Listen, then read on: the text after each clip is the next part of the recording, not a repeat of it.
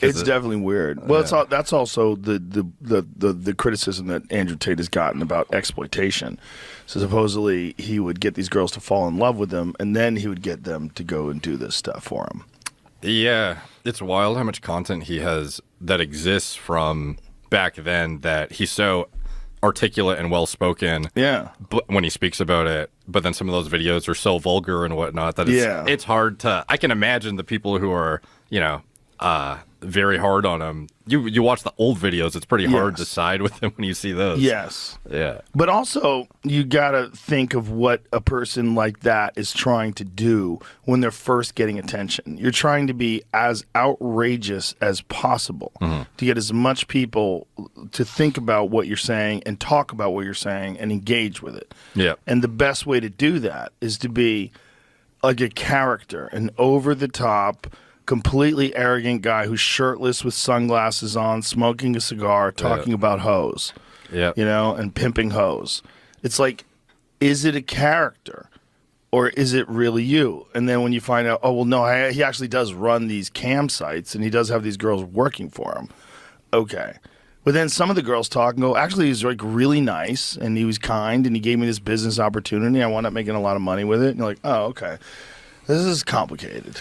Like, how much of this is theater and how much of this is like, if it's your real feelings that, these women are subhuman little robot flesh creatures that you just extract money from.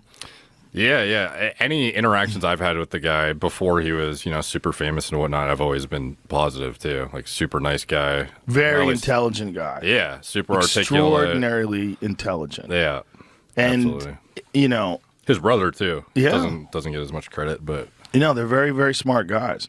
But boy, did they tap into... There's this thing that's going on where men do not feel like there's anyone that represents men in popular culture. Like what men actually talk about when they're alone, when men are just hanging out with men and not trying to impress women or trying to not get yelled at, the wild shit they talk about. And, if you can be the most exaggerated form of that, this world champion kickboxer standing there smoking a cigar, making fun of simps, and, that's very appealing to men because it doesn't exist. Yeah. Like, if you're never going to see that on CNN or NBC, or it's not, no mainstream media platform is ever going to tap into this, what is obviously a lucrative market. Young guys who don't want to be like their parents, they don't want to be like their teachers, they don't want to be like any of these people they see around them that seem neutered and pot-bellied and fucking depressing and talking about equity and inclusiveness, and they're like, Jesus fucking Christ. And then they see this guy and like, oh, yeah, I like that guy. Yeah.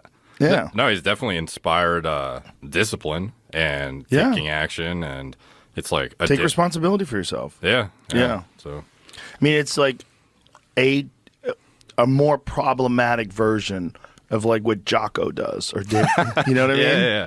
But it's also different, because it's like, he really is in the pimp and hose business. I mean, it's like if you're running campsites like that, you're really, farming those girls out to make shitloads of money for you, for a bunch of suckers. I can't even imagine what the life of a OnlyFans manager or something would be. Yeah. There's got to be a lot of them. Oh, for sure. I would assume. I know that there's a lot of people that they hire that manage the girls' DMs. So there's like companies, I guess. Is this the case? I've just been told this. There's got to be agencies that are, turnkey. We take care of it. We'll take care of it. I really got offered to be a recruiter for one of those. Oh, boy. They wanted to use my verified account. I was like, what is going on? Side hustle. I mean, that's sneaky, but what? So what did they want you to do?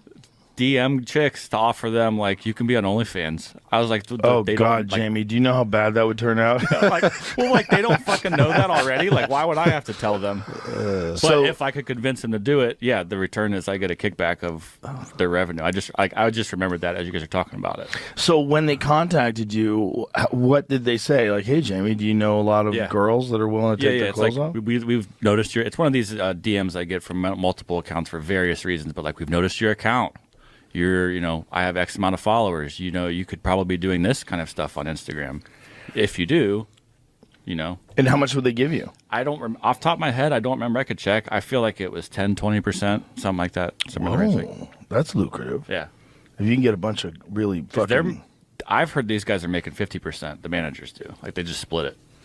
Wouldn't surprise me. Yeah. That seems crazy. Yeah.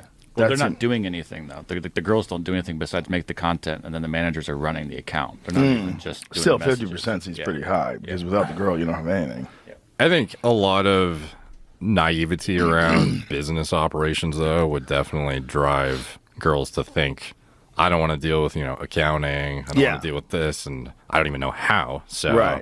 Yeah, by all means, take 50. That's especially if someone can come to you with a pitch that says, "Look, you can do this, and you can make $3,000 a month, or you can do this with us, and you can make $150,000 a month." Yeah. So you'll get 50%. We'll get 50%, but it's a much higher number that you're going to be dealing with. Yeah. And you're not going to get there on your own. And we have this vast network, and we can also introduce you through other girls. Like other girls, like, this is my friend Cindy. Like you'll see them do that on their Instagram page. Follow her. And then, they're just like pumping each other up like comics would do. Like, hey, go see Mike. He's playing at the Ha-Ha. Really funny guy. Yeah. Cindy's got a great pussy. Check her out. I wonder who the Joe Rogan of OnlyFans chicks is. There's got to be one. Yeah, there's got to be like a ringleader of all. What's her... Puts them all on, put platforms. platforms. $48 million last year, I think is what I read. Oh, not in that way, I guess. Different way, but she's the top of. Who is it? The rapper? Yeah. Oh wow, Jesus, $48 million. Yeah. Jesus. God damn. So now you go, show your asshole, baby. I want a Ferrari. It's like for $48 million, like you better be. Yeah. Jesus. Well, also, you could just do that for 3 or 4 years, and you don't have to do shit for the rest of your life. Izzy Azalea, the new queen of OnlyFans, not even Cardi B, can match her racy content. Damn, she's got a hot body. 48. There you go. 48 million. Good for her. Jesus. 45 for Cardi B. Second. That's still pretty good. But here's the wild one: is Tyga, who's a guy. Is this like self-reported though? Like, how do they even get these figures? They've shown those. Most of these have come from them sharing the figure like online. Like they'll take a screenshot or something. But I don't know specifically each one. Huh. Scroll up. We can see the two of them. She's hot. I get it. It's like when you see